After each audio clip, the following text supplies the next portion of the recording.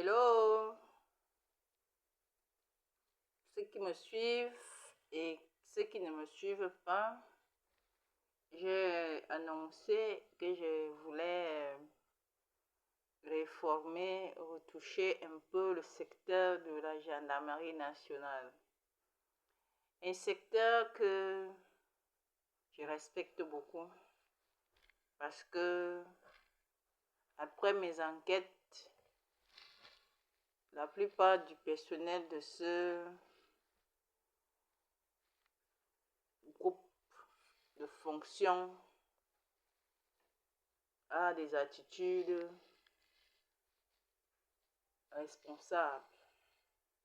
Donc, je ne peux pas laisser un maillon de la chaîne responsable sans le rendre encore plus responsable. C'est pourquoi je m'arrête un peu sur la gendarmerie nationale à tous les niveaux.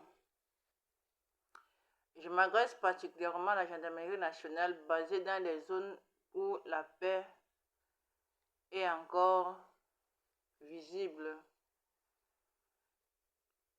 Ou, si vous voulez que je sois un peu plus précise, dans les zones où le personnel de la gendarmerie est pratiquement en chômage, entre guillemets, parce que je viens tout de suite ajouter à votre feuille de route des activités quotidiennes qu'il ne faudrait plus négliger. Le monde a changé. Quand le monde a changé, Jésus est revenu, Jésus est sur terre, Jésus est au Cameroun. Il va falloir qu'on adopte des actions, des activités, des actions, des gestes qui sauvent de manière vraiment non programmée, quitte à ce que l'administration elle-même comprenne que quand le changement survient, on ne peut plus fonctionner forcément selon la routine. Parce que si on ne s'adapte pas à l'actualité au temps présent, forcément que nous ne serons pas compétents et prévoyants. C'est pourquoi je vous recommande vivement, contre toute attente, je ne suis pas le chef de l'État, chef suprême des armées, d'après la constitution camerounaise ou la loi camerounaise, je suis le Seigneur Génie, c'est-à-dire le sauveur du monde qu'on attendait, l'homme qui doit normalement parler à la face du monde, en direction de tout le monde, même si ce sont les chefs d'État, même si ce sont les plus grands dirigeants du monde, l'homme qui doit parler en dernier ressort, en tant que Jésus, parce que Jésus est le chef de tout le monde, en tant que le représentant officiel de Dieu le Créateur. Donc, dans l'optique de prévenir, on dit prévenir vaut mieux que guérir, tout type de risques, maladies, problèmes de vivre ensemble. Pour la sécurité, je vous laisse entièrement vous en occuper, vous êtes votre dada là-bas. Quel autre type de problème? Bref, tout type de problème qui se pose dans la société. En dehors de ce que vous faites déjà très bien, je ne voudrais pas revenir sur ce que vous faites déjà assez bien là.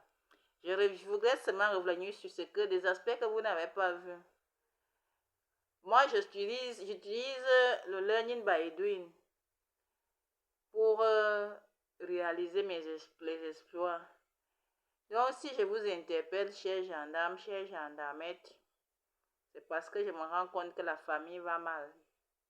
La famille va très mal. Et je vous vois beaucoup dans les bureaux, en train d'attendre les plaintes par-ci, par-là. Il faut agir. Si c'est en amont, il faut agir.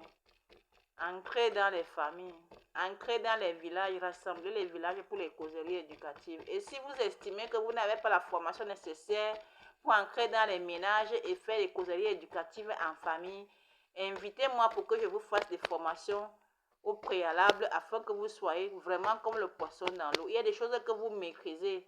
Il y a des aspects que vous maîtrisez et des aspects que je maîtrise. Donc, il faut qu'on se complète pour mieux encadrer la famille. Le ministère de la femme et de la famille n'a pas pu. Parce que le ministère se bat depuis, par exemple, pour la lutte contre les violences faites aux femmes. Le ministère se bat à sortir de nouveaux code de famille, de toutes les façons, même si cela venait même à être disponible, s'il n'y a pas une bonne stratégie, si le fond, le contenu de ces textes-là, si les personnes qui mettent en route, en application ces textes-là ne savent pas partager pour que les populations s'en approprient véritablement et que ça ait un impact dans la société, vraiment tout ça, ce serait en vain. Donc, je pense qu'il est grand temps que la gendarmerie entre en jeu. La famille va très mal. La famille va très mal. Nous sommes à mon Dieu vision. La famille va très mal. La mort a, je dis, grimpé au sein des familles.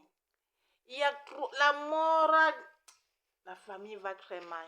C'est pour ça que je veux que les autorités de la gendarmerie du Cameroun adhèrent à 100% à ce projet de collaboration de la gendarmerie avec Jésus, afin qu'on essaie de guérir les gens dans les familles.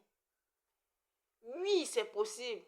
Il manque juste quelque chose dans la famille. On dit qu'une seule dent a pourri la bouche. Ou bien on dit que une seule main qui fait mal. Il y a un problème dans la famille.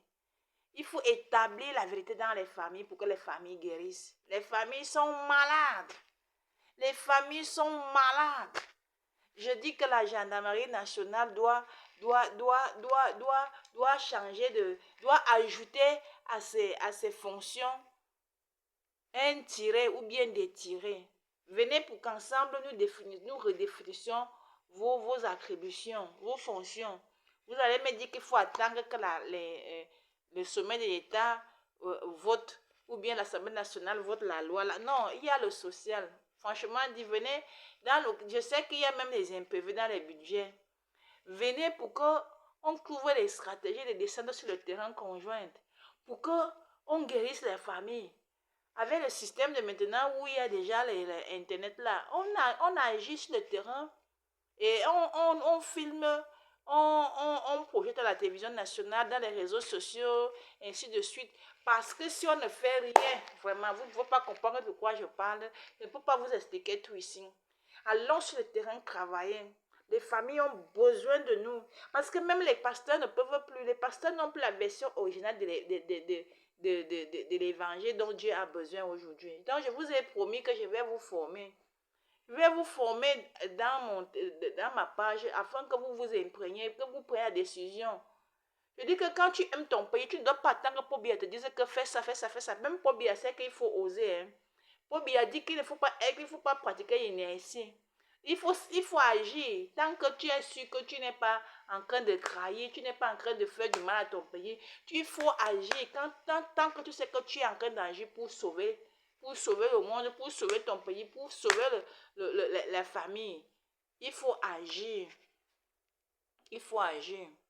Donc, chers gendarmes, je voulais simplement vous dire que comme Dieu est sur terre, dans le corps d'une femme, comme Jésus est déjà une femme, je vous dis que Dieu a exigé que si dans chaque famille, on ne dit pas que Jésus est une femme et qu'il faut croire en ce Jésus, il met seulement la zizanie dans le monde.